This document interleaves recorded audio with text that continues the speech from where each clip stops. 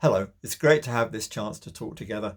I'm Hugh Osgood, and in recent years I've been dividing my time here in the UK between my role as a national church leader and my passion as a Bible teacher. And it's because Bible teaching is my main passion that I'm sharing with you now. I believe that in difficult times we need a narrative of grace alongside stories of judgment.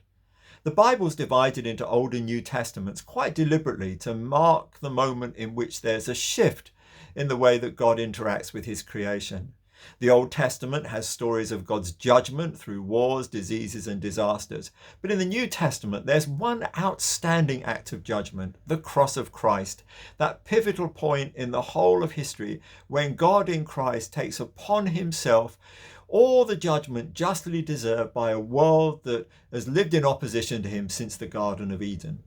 Now, in moving from the Old Testament to the New, God has not extricated himself from history or detached himself from this world, which he has redeemed, but that is waiting for the fullness of his restoration.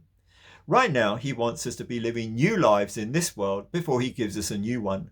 When that new world comes, it'll be free of wars, diseases, and disasters. But in this one, wars, diseases, and disasters remain endemic, and we need a narrative of grace that goes beyond that of judgment. And perhaps surprisingly, there were even people in the Old Testament who thought in this more positive way. We all know of Noah, who built an ark to float above the flood, but I wonder how many of us know of his father, Lamech, who looked beyond the flood for an answer to a global challenge. Lamech lived in a world where the people were hopelessly morally corrupt. And he would have known that in his day, that level of moral corruption would lead to a harsh interim intervention by the Almighty, even though God was already, unbeknown to most, quietly unfolding his radical long-term plan of world redemption through his own self-sacrifice.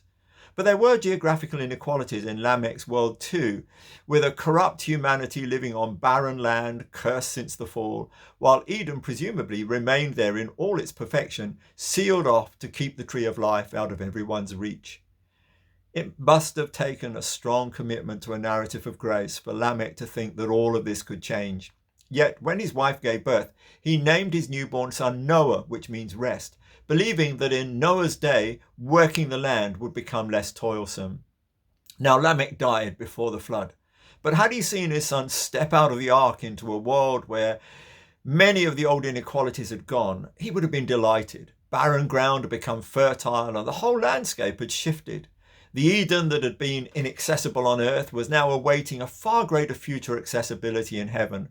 While a rainbow in the sky filled Noah with hope and gratitude, the ground was so fertile it took him completely by surprise. Today, we need Lamechs who can look beyond our modern wars, diseases, and disasters and bring us a narrative of grace. I'm not sharing these thoughts because I want to give a prophetic word in the midst of the pandemic. I'm not even comfortable with comparing current levels of loss with Old Testament disasters. But I do believe the landscape could change after the coronavirus and the world could become a more equitable place with less self-centeredness and less inward focusing on national interests, at least for a season, while we all have a chance to come to terms with the challenge of the cross and face up to the real cost of permanent personal challenge. So let's be like Lamech and proclaim a narrative of grace, believing for a new season that will be more conducive for people to say yes to the good news of the gospel. Well, thank you for listening and thank you for thinking.